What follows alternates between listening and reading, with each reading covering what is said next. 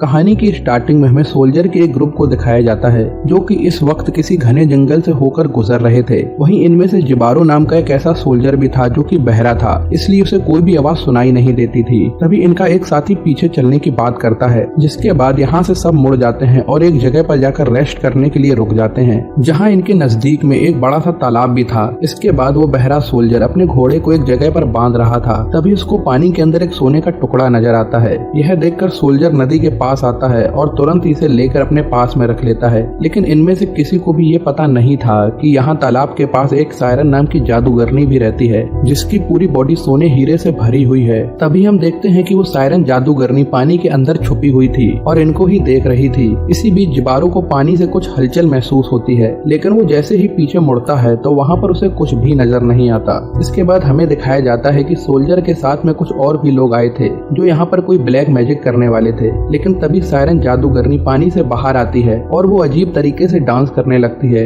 लेकिन इसके बाद जैसे ही वो चिल्लाना शुरू करती है तो उसकी आवाज को सुनते ही सभी सोल्जर्स उसके बस में हो जाते हैं और सभी के अंदर उस जादूगरनी को पाने की चाहत आ जाती है। इसके बाद सायरन जादूगरनी पानी के ऊपर अजीब तरीके से डांस करने लगती है। वहीं उसके चिल्लाने की आवाज सुनकर सभी सोल्जर्स बहुत ही एग्रेसिव हो गए थे और कुछ तो एक झटके में ही मारे जाते हैं। लेकिन जो सोल्जर्स अभी भी बचे हुए थे, इन सभी के बीच सायरन जादूगरनी का एट्रैक्शन भी आ गया था और अब कोई भी अपने बस में नहीं होता है। वो सभी एक दूसरे को मारते हुए सायरन जादूगरनी की तरफ जाने लगते हैं, जबकि सायरन जादूगरनी लगातार अपनी खतरनाक आवाजें निकाल रही थी और इसी के साथ वो पानी में पीछे की ओर जाने लगती है। तभी जिबारो इनकी हरकत को देखता है, लेकिन शुरुआत में तो उसे भी कुछ भी समझ नहीं आ रहा था। वहीं सभी सोल्जर्स एक दूसरे को भयानक तरीके से मारने लगे थे और पानी के अंदर डूब कर मरने लगे थे। तभी जिबारो की नजर सायरन जादूगरनी पर जाती है, जिसको देखते ही वो काफी डर जाता है। लेकिन उसे सायरन जादूगरनी की आवाज सुनाई नहीं दे रही थी, जिसकी वजह से उस जादूगरनी का जिबारो पर कोई असर नहीं हो रहा था। लेकिन दूसरी तरफ जितने भी सोल्जर्स को उसकी आवाजें सुनाई दे रही थी, वो उसके एट्रैक्शन की वजह से पानी में ही डूबते जा रहे थे और आखिर में सब के सब पानी में डूब जाते हैं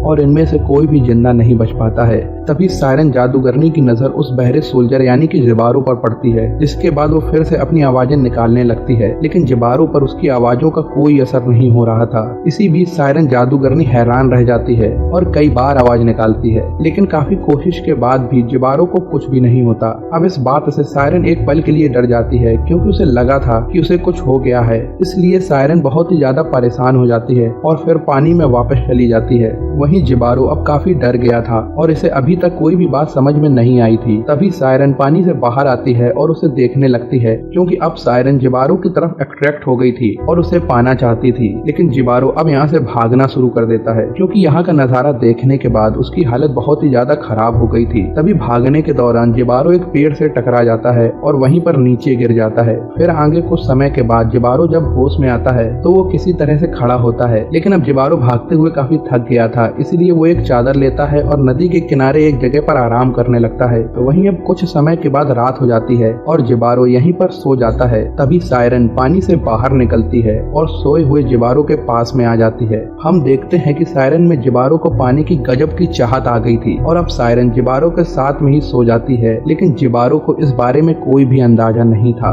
आगे सुबह होती है और जिबारो की आंख खुलती है, जहां हम देखते हैं कि सायरन अभी भी उसके पास में ही सोई हुई थी। तभी जिबारो को अपने ऊपर कोई चीज महसूस होने लगती है और अब उसकी नजर सायरन पर जाती है, जिसके बाद वो सायरन के हीरे जवाहरात को देखने लगता है। लेकिन तभी सायरन जाग जाती है और वो जैसे ही भागने वाली होती है तो जिबारो उसे पकड़ने की कोशिश करता है। लेकिन जिबारो की हथेली में सायरन की बॉडी के कुछ सोने के सिक्के फंस जाते हैं। अब यह देखते ही जिबारो जान जाता है कि सायरन की पूरी बॉडी पर हीरे जवाहरात हैं, जिसको देखते ही जिबारो पूरी तरह से हैरान हो जाता है और अब जिबारो के अंदर भी सायरन को पाने की चाह आ जाती है। इसके बाद जिबारो सायरन का पीछा करने लगता है, जो पानी के अंदर भागकर एक झरने के ऊपर आ जाती है। यह देखकर जिबारो भी इस किनारे पर आ जाता है और दोनों एक दूसरे की तरफ देखने लगते हैं। अब जिबारो अपनी तलवार को यहीं रखने के बाद सायरन की तरफ जाने लगता है। वहीं यह देखते ही सायरन समझती है कि जिबारो भी उसे प्यार करने लगा है। इसके बाद सायरन मदहोशी में डांस करने लगती है और तुरंत जिबारो के पास आ जाती है। अब जिबारो ऐसी एक्टिंग करता है कि उसे भी सायरन से प्यार हो गया है।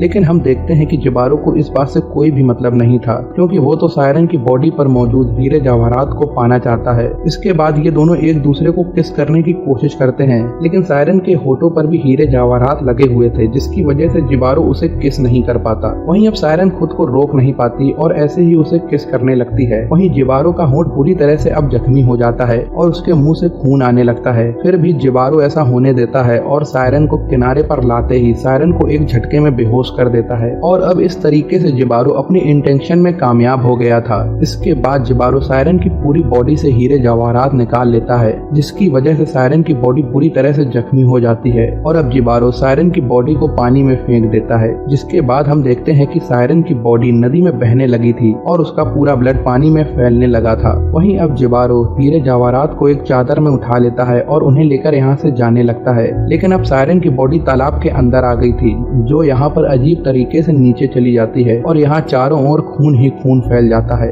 ये सब देखने में बहुत ही खतरनाक लग रहा था और यहाँ पर जो हो रहा था जिबारो को इसके बारे में कोई भी अंदाजा नहीं था। वहीं जिबारो के पास बहुत ज्यादा खजाना था जो कि बहुत भारी था, जिसको ले जाने में उसे काफी दिक्कत हो रही थी। और इसी दौरान जिबारो आगे बढ़ते हुए काफी थक जाता है। इसी बीच सामने उसे एक नदी नजर आती है, जिसके बाद वो पानी पीने के लिए किनारे पर आ जाता है। और इसके बाद जैसे ही वो पानी पीने जाता है सायरन का ब्लड यहाँ भी आ जाता है और जिबारो पानी को पी लेता है। लेकिन जैसे ही उसका ध्यान ब्लड पर पड़ता है उसकी हालत बहुत ज्यादा खराब हो जाती है। वहीं अब जिबारो को आवाजें सुनाई देने लगती हैं, जो कि सायरन की ब्लड की वजह से ही हुआ था। अब इस बात से जिबारो काफी परेशान हो जाता है और बिल्कुल पागलों के जैसे बर्ताव करने लगता है, क्योंकि उसे कुछ भी समझ नहीं आ रहा था। और कुछ देर के बाद जिबारो शांत हो जाता है और फिर जैसे ही वो यहाँ से जाने वाला होता है उसी वक्त सायरन पानी से बाहर आती है। और जब सायरन को अपनी बॉडी से सभी हीरे जवाहरात गायब हुए नजर आते हैं तो वो काफी परेशान हो जाती है। सायरन बहुत दुखी भी होती है, क्योंकि उसे अब समझ आ गया था कि जिबारो के दिल में उसके लिए प्यार तो था ही नहीं,